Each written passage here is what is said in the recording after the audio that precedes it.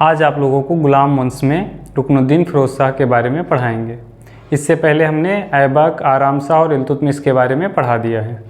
गुलाम वंश का शासनकाल कब तक रहता है? 1206 से 1290 तक शासन करते हैं गुलाम वंश के शासक। तो रुकनुद्दीन फिरोज़ शाह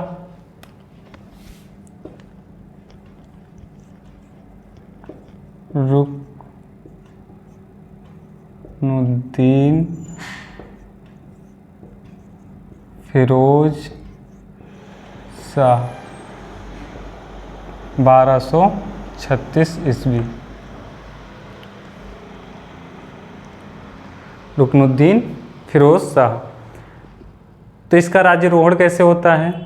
इल्तुतमिश जो था उसका एक बड़ा पुत्र था जिसका नाम था नासिरुद्दीन। वह योग्य भी था और उस टाइम लखनऊती का शासन भी वो देख रहा था, लेकिन उसकी मृत्यु इल्तुतमिश के ही समय हो जाती है। तो इसलिए वो रजिया को अपना अगला शासक बनाना चाहता था या अपना उत्तराधिकारी बनाना चाहता था। इसीलिए जब उसने ग्वालियर का युद्ध जीता था तो उसमें रजिया के नाम के सिक्के चलवाए थे। लेकिन उसका एक छोटा पुत्र था जिसका नाम था रुकनुद्दीन फिरोज़ शाह। वो दुर्बल और अयोग्य था, इसलिए उसको नहीं बनाना चाहता था। तो लिख लेते हैं राज्यारोहण। राज्यारोहण इल्तुतमिश का योग्य, इल्तुतमिश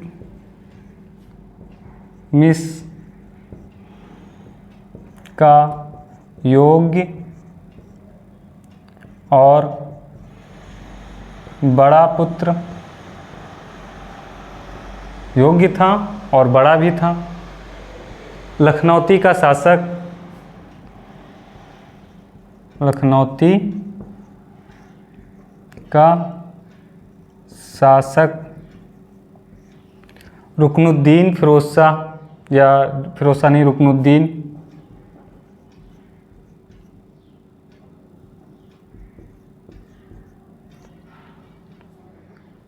नहीं, सॉरी, नसरुद्दीन है, रुकनुद्दीन नहीं, नसरुद्दीन।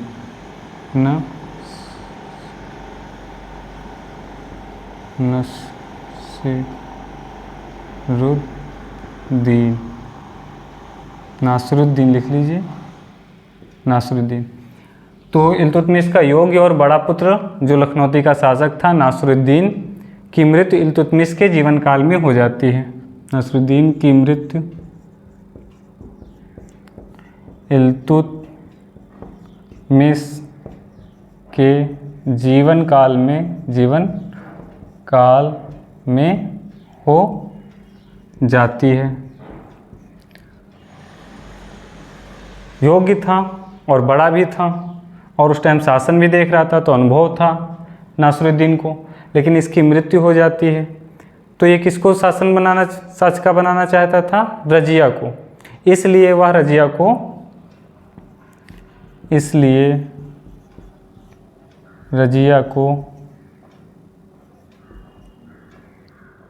इसलिए इल्तुतमिश लिख लीजिए।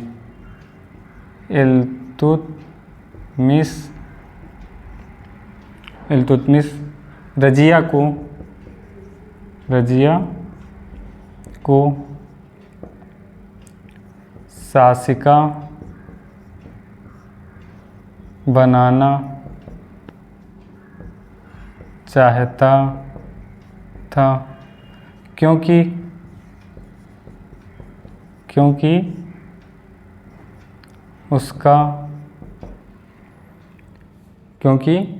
उसका छोटा पुत्र रुकनुद्दीन फिरोज़ शाह, उसका छोटा पुत्र क्योंकि उसका छोटा पुत्र रुकनुद्दीन फिरोज़ शाह, रुकनुद्दीन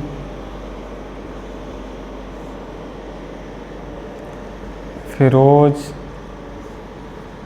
शाह, क्योंकि उसका छोटा पुत्र रुकनुद्दीन फिरोज़ शाह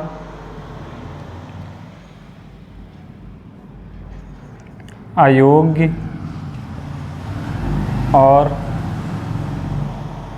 दुर्बल, अयोग्य और दुर्बल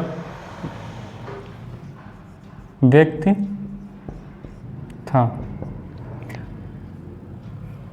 तो नासिरुद्दीन की मृत्यु हो जाती है, लेकिन जो रुकनुद्दीन फिरोज शाह था ये अयोग्य था और दुर्बल भी था, इसलिए रजिया को शासका वो बनाना चाहता था। कौन? इल्तुतमिश, यानी रजिया का पिता। तुर्की जो अमीर थे वो नहीं चाहते थे कि रजिया जो है शासिका बने, क्योंकि वो किसी स्त्री को अपने ऊपर राज्य करते या अपने ऊपर शासन करते हुए देखना नहीं पसंद करते थे। इसलिए उन्होंने फिरोज शाह की माता शाह तुर्कान और इक़्तेदारों को मिलाकर एक षड्यंत्र किया और रुकनुद्दीन फिरोज शाह को सुल्तान घोषित कर दिया। तो इस तरह रुकनुद्दीन फिरोज शाह का राज्यारोहण हो जाता है। तो लिख लेते हैं, तुर्की अमीर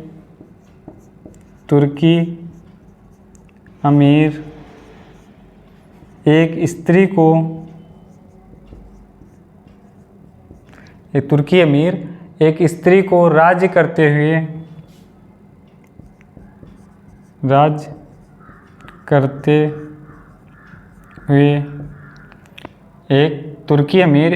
को राज्य करते हुए देखना अपना अपमान समझते थे।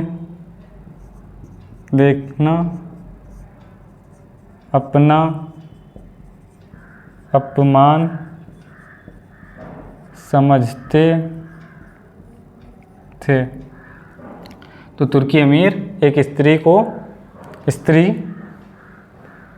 राज्य करते हुए देखना अपना अपमान समझते थे। इसलिए तुर्की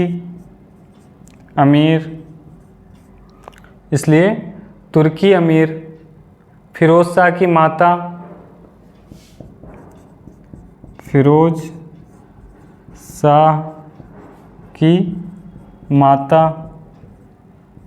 शाह तुर्कान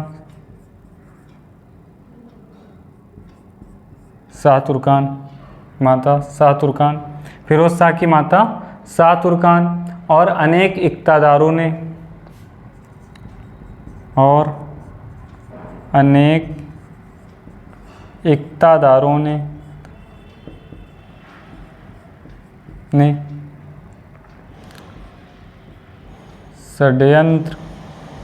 षड्यंत्र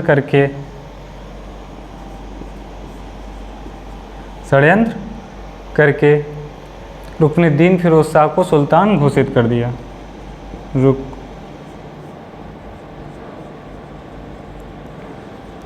को सुल्तान घोषित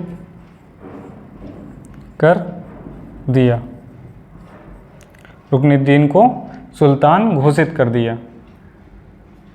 इस तरह रुकनुद्दीन फिरोज शाह का राज्यारोहण हो जाता है। अब इसका प्रशासन,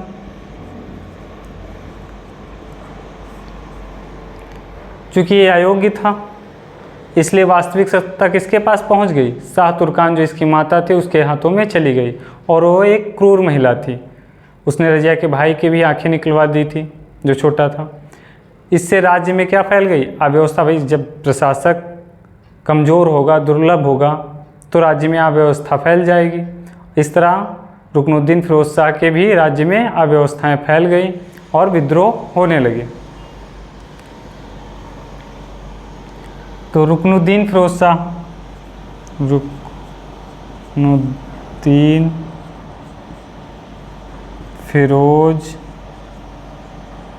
शाह एक अयोग्य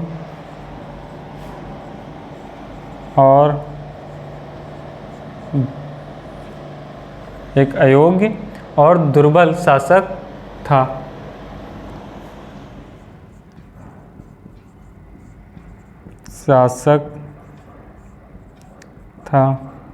इसलिए वास्तविक सत्ता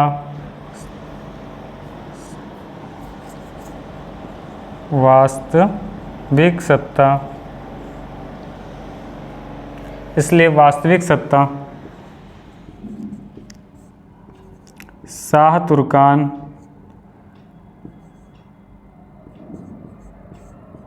के हाथों में चली गई, जो एक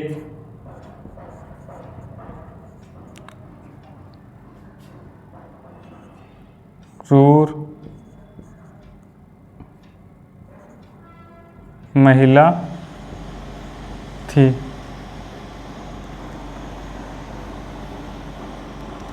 शासक के दुर्बल होने से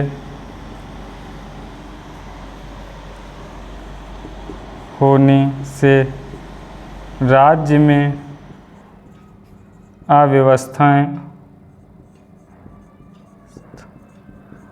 अव्यवस्थाएं फैल गई। तो रुकनुद्दीन फिरोज शाह एक अयोग्य और दुर्बल शासक था, इसलिए वास्तविक सत्ता किसके हाथों में पहुंच गई? उसकी माता शाह तुर्कान के हाथों में, और जो चली गई, जो एक क्रूर महिला थी। शासक के दुर्बल होने से राज्य में अव्यवस्थाएं फैल गई। अब इसके बाद आता है रजिया। कौन आती है? रजिया। इसका 1200 शासनकाल कब से कब तक रहा? 1236 से 1240 तक।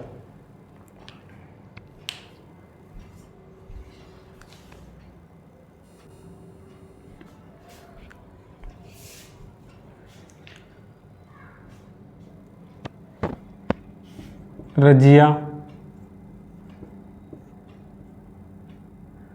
शासन 1236 से 1240 तक।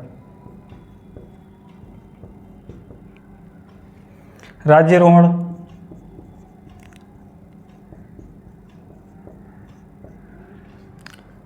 तो राज्यारोहण कैसे होता है? जब दिल्ली में सुल्तान नहीं होता है, यानी रुकनुद्दीन फिरोज शाह दिल्ली में नहीं था, तो इसका लाभ उठाकर रजिया ने लाल वस्त्र पहनकर, क्योंकि लाल वस्त्र पहनकर किसका प्रतीक था? लाल वस्त्र न्याय मांगने का। ये प्रथा किसने शुरुआत की थी? इल्तुतमिश ने। तो जब रुकनुद्दीन फिरोज शाह दिल्ली में नहीं था, तो रजिया लाल वस्त्र पहनकर नमाज के टाइम पर जनता के सम्मुख हो जाती है और अपनी सारी स्थिति जो शाह तुर्कान अत्याचार करते हैं उसको बताते हैं। और चूँकि पहले से यहाँ व्यवस्थाएँ फैली हुई थी, इसलिए जो वहाँ की जनता थी उसने गुस्से में आकर के इसको रुकनुद्दीन यानी उस पर आक्रमण कर देती है दिल्ली पर, और उसके साथ साथ शाह तुर्कान को पकड़कर बंदी बना लिया जाता है। और रुकनुद्दीन शाह फिरोज शाह जब आता है तो उसको भी बंदी बना लिया जाता है और रजिया का राज्यारोहण कर दिया जाता है। तो लिख लेते हैं, जब दिल्ली में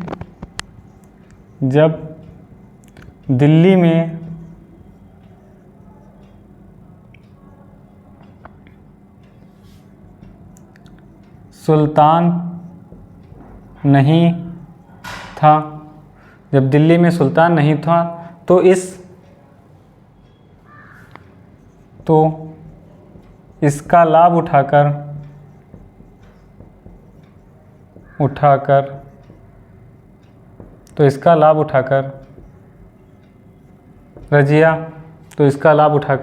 रजिया ने लाल वस्त्र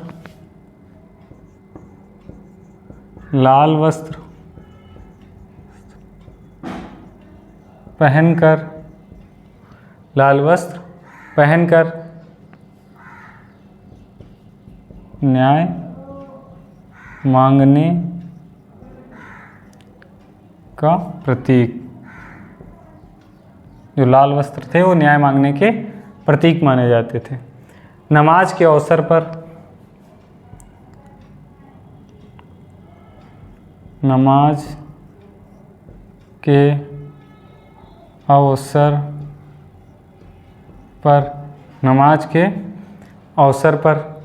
जनता के सम्मुख उपस्थित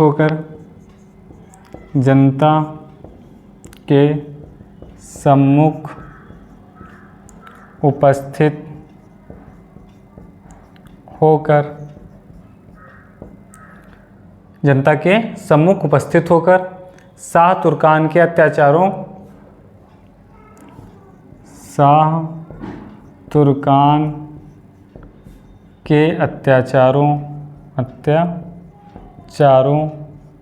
और राज्य में फैली राज्य में फैली अव्यवस्था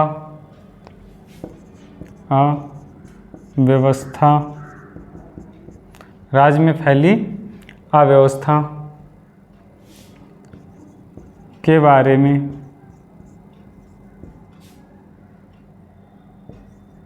बताया और आश्वासन दिया।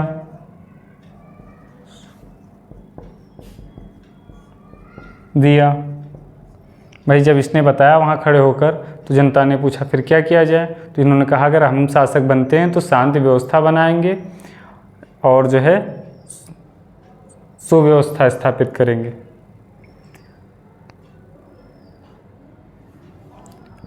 कि यदि और आश्वासन दिया कि यदि शासक बनकर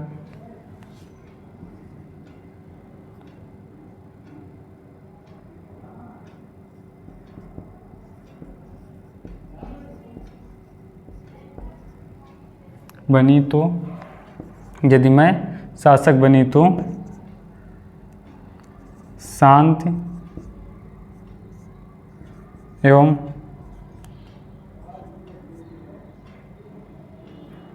तो राज्य में शांति एवं सुव्यवस्था स्थापित करूंगी। तो कैसे राज्यारोहण होता है? जब दिल्ली में सुल्तान नहीं था तो इसका लाभ उठाकर रजिया लाल वस्त्र पहनकर, जो न्याय मांगने का प्रतीक थे, नमाज के अवसर पे जनता के सामूहिक उपस्थित होती है और शाह तुर्कान के अत्याचारों और राज्य में जुड़ी अव्यवस्था के बारे में बताती है और आश्वासन देती है कि यदि मैं शासक बनी तो राज्य में शांति एवं सुव्यवस्था स्थापित करूंगी। क्रुद्ध जनता ने, क्रुद्ध यानी गुस्साई जनता ने, क्रुद्ध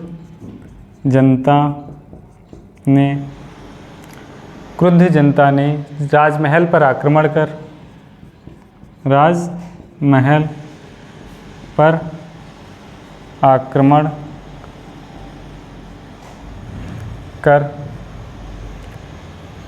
क्रुद्ध जनता ने राजमहल पर आक्रमण कर दिया और शाह तुर्कान को गिरफ्तार करके रजिया को सुल्तान घोषित कर दिया। राजमहल पर आक्रमण कर शाह तुर्कान को गिरफ्तार कर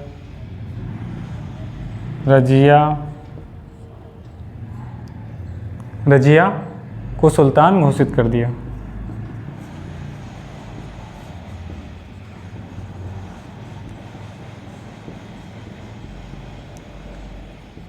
तो देखो, पहले जनता ने रजिया को नकार दिया था, लेकिन बाद में वहाँ की जनता ने क्या किया, सीधे रजिया को सुल्तान घोषित कर दिया। ये पहली बार था जब जनता ने किसी को सुल्तान घोषित किया था या उस पद पर आसीन करवाया था। अब अगला है रजिया, तो ये एक फैक्ट हो गया। और दूसरा है रजिया दिल्ली की प्रथम व अंतिम मुस्लिम शासिका थी।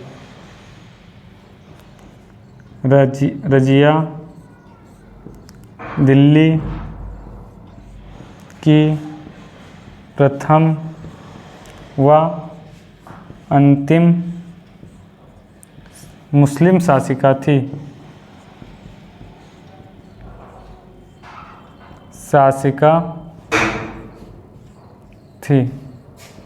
रजिया दिल्ली की प्रथम व अंतिम मुस्लिम शासिका थी। मुस्लिम महिला शासिका, महिला लिख लेते हैं, मुस्लिम महिला शासिका थी। तो रजिया दिल्ली की प्रथम महिला शासिका दिल्ली की कौन थी? प्रथम मुस्लिम महिला शासिका दिल्ली की कौन थी? रजिया। अंतिम मुस्लिम महिला शासिका कौन थी? रजिया। उसके बाद रजिया ने पर्दा प्रथा छोड़कर पुरुष वेशभूषा धारण किया, जिसे कुबा कहते थे, कोट को कुबा कहा जाता था। और कुलाह टोपी एक प्रकार की होती थी, पहनकर दरबार में बैठती थी, हाथी पर चढ़कर जनता के बीच जाती थी। यानी उसने पर्दा प्रथा को छोड़ दिया था और युद्ध में भी जाती थी, सैनिक वस्त्र वेशभूषा धारण करके वो युद्ध के मैदान में भी जाती थी लड़ने के लिए। तो रजिया ने, और ये सब कब हो रहा है? दिल्ली सल्तनत के समय, जब मुस्लिम शासक होते हैं। एक महिला का इस तरह शासन करना, यही आगे चलकर जो वहाँ के अमीर वर्ग थे बाद में पुरुषों को खराब लगेगा और इसको हटा देंगे। तो रजिया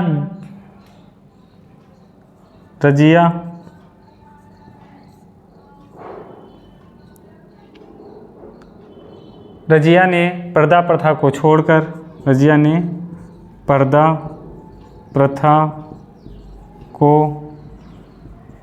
छोड़कर, रजिया ने पर्दा प्रथा को छोड़कर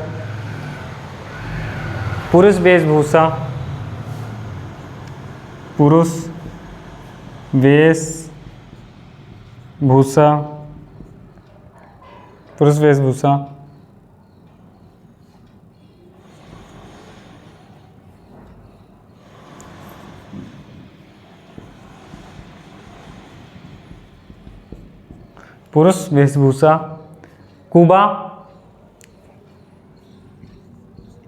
कुबा टोपी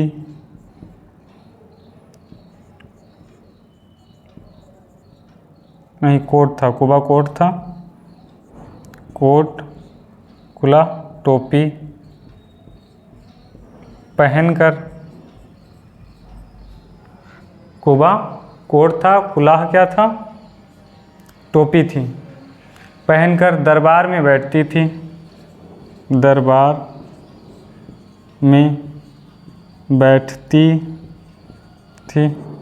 में बैठती थी और हाथी पर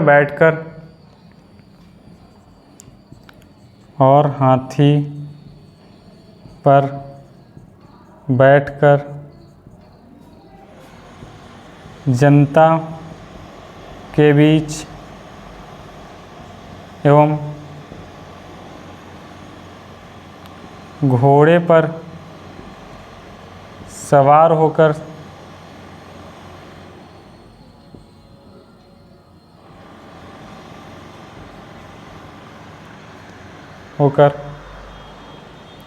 युद्ध के मैदान में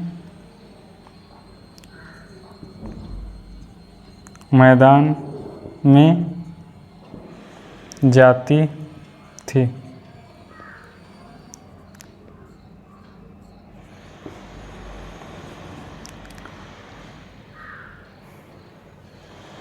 अब एक जो है, इसने एक व्यक्ति था जो अबिसिनिया का निवासी था, नाम था उसका याकूत। उसको इसने अधिक महत्व देते हुए अमीर ए आखुर, जिसे अस्सुसाला का प्रधान कहते हैं, एक उच्च पद माना जाता था उस टाइम, उस पर इसकी नियुक्त कर देते हैं।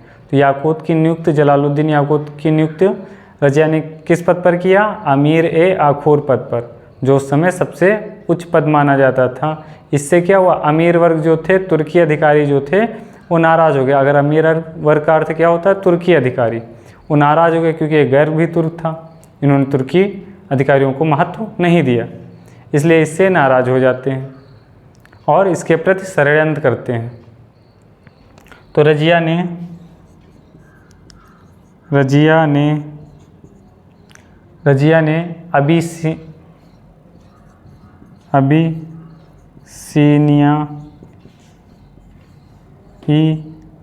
अबिसिनियाई निवासी गुलाम, अबिसिनिया लिख लो, अबिसिनिया निवासी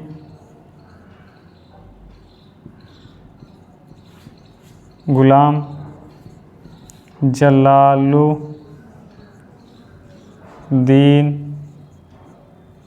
याकूत को अधिक महत्व देते हुए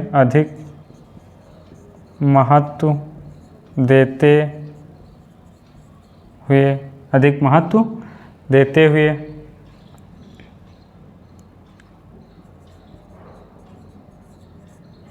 अधिक महत्व देते हुए आमीर ए आखुर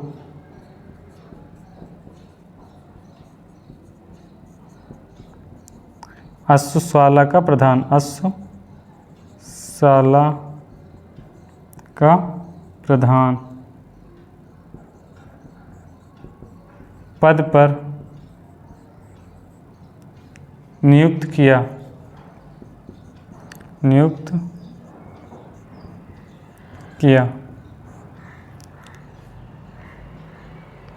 जिससे अमीर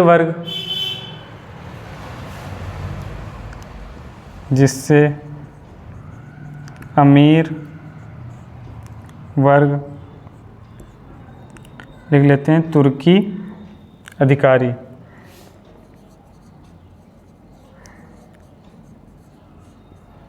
नाराज हो गए।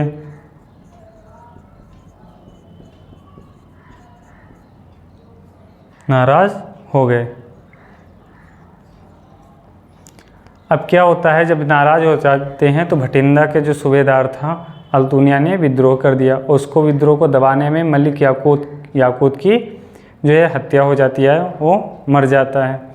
फिर रजिया को बंदी बना लिया जाता है। किसने बंदी बना लिया? जो भटिंडा का सूबेदार था अल्तुनिया। रजिया ने कूटनीति का प्रयोग करते हुए अल्तुनिया से शादी कर लिया, और जब वो दोनों शादी कर लेते हैं उसके बाद वो आते हैं दिल्ली। लेकिन तब तक यहाँ क्या होता है, इल्तुतमिश का जो एक पुत्र था बहराम शाह, उसने यहाँ की गद्दी अपने नियंत्रण में कर ली और रजिया और अल्तुनिया को रास्ते में ही मरवा देता है। तो ये था, तो लिख लेते हैं भटिंडा के सूबेदार, भटिंडा के सूबेदार या भटिंडा का सूबेदार अल्तुनिया, भटिंडा का सूबेदार अल्तुनिया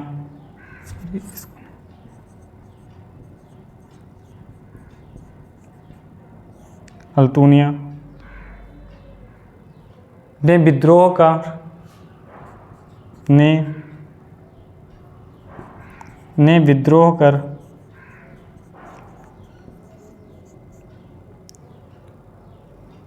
याकूत को मार दिया और रजिया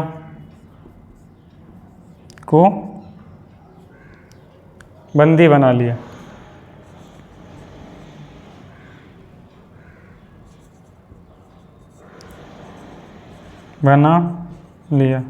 रजिया को बंदी बना लिया।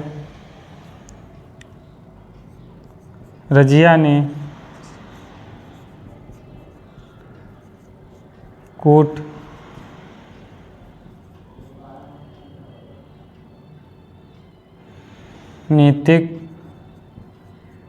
दृष्टिकोण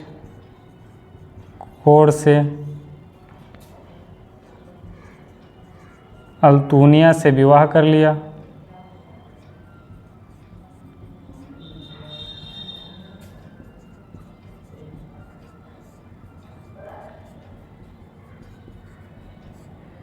अल्तुनिया से विवाह कर लिया।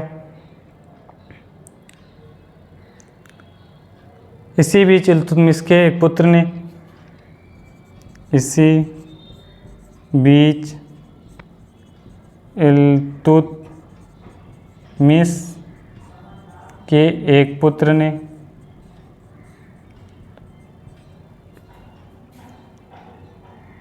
पुत्र बहराम शाह, इल्तुतमिश का एक पुत्र बहराम शाह ने दिल्ली पर कब्जा कर लिया और अल्तुनिया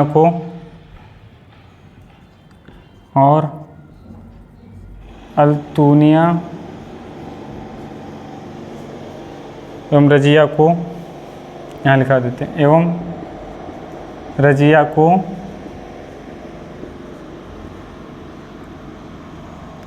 दिल्ली आते समय